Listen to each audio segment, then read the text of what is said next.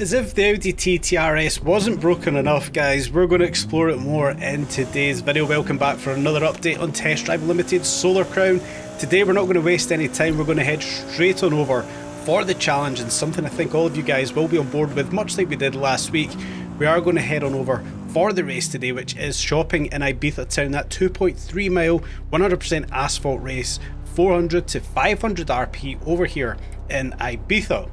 Now, to kick things off today, we're going to set our first time, and it's going to be the cleanest, smoothest race that we can do in the 500. Standard tyres, driving mode 2 that I kind of built for this one. And it comes with some interesting factors. This obviously goes back to a previous video where we did see the time set from V8 on a 1 minute 31 on a rear wheel drive 500.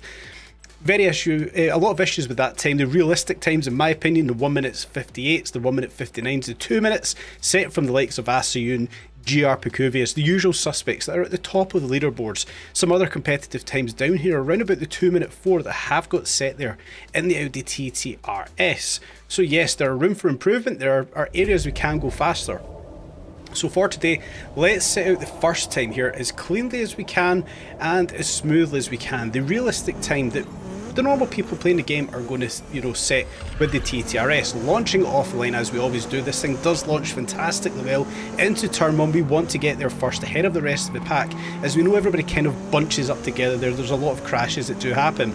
Down into the first left-hander, into the right-hander again. We know this one tightens up. We need to be very cautious coming around that right-hander, staying off of the walls. Carry as much speed as you can through this next right-hander, and it's full foot to the floor as we come through this little section. A lot of bumps here, but we can fully commit to it. In through now the double left-handers, we carry as much speed as we can, stealing some room off of those curbs. Into the right-hander here, we come in cautiously. This one does tighten up. We want to stay away from those trees on the left-hand side there. In through the right-hander, once again staying away from those trees out there on the left-hand side as this one starts to tighten up just here. In through the right-hand, left-hand chicane. We unfortunately just tapped that inside left wall, but we've never lost all too much momentum. In through another right-hander again, this one does get very tight up into another left-hander. We understand this track by now, guys. It is quite a tight, intricate track here in the TTRS. Picking the correct braking zones and the right time to get back on the power, unfortunately just tapping that outside wall. But picking the correct braking zones and the correct areas to get back on the power is crucial for this race specifically. We're not doing too badly right here. Into the right-hander there, again just tapping a wall. It's unfortunate we're not having the cleanest of races to start us out with for today, but we're doing pretty good. We've got a big lead ahead of the rest of the pack, and we're setting a relatively comparable time that we kind of want to be committing to here in the TTRS.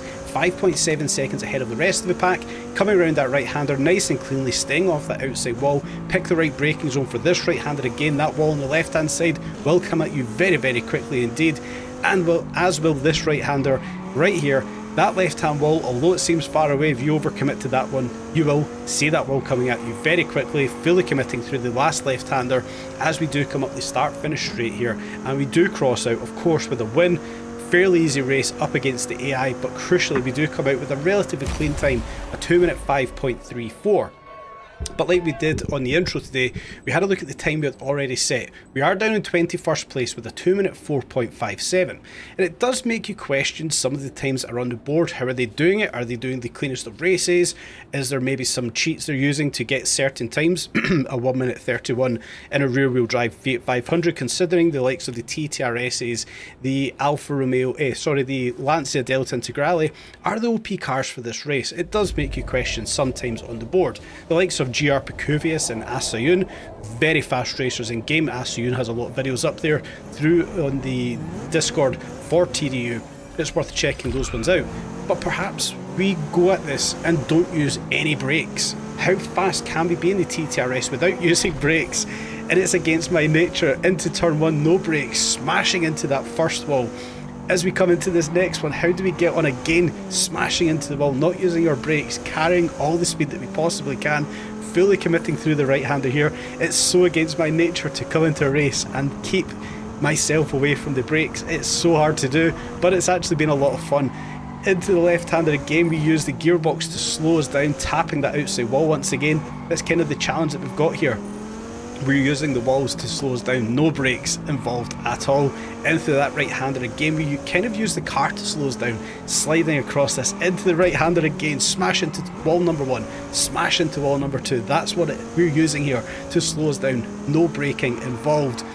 Fully sending it into the wall there for the right-hander, and again into the left-hander, fully sending it into the wall, and it's shoving us back across the track. How much power do we carry into that left-hander? We go full tilt into that wall, drop it down again into third, into that left-hander, unfortunately just clipping the apex there. But we didn't actually lose all too much time. We probably would have lost more time than we did there under brakes, smashing into that wall once again there.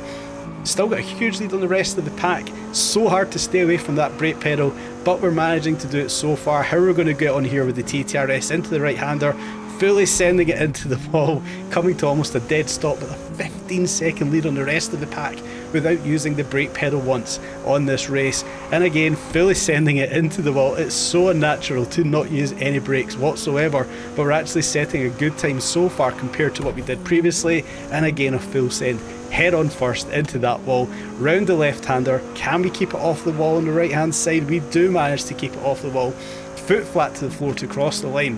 But what kind of time can we set? And are we actually faster than that clean race time that we did just previously in that previous lap?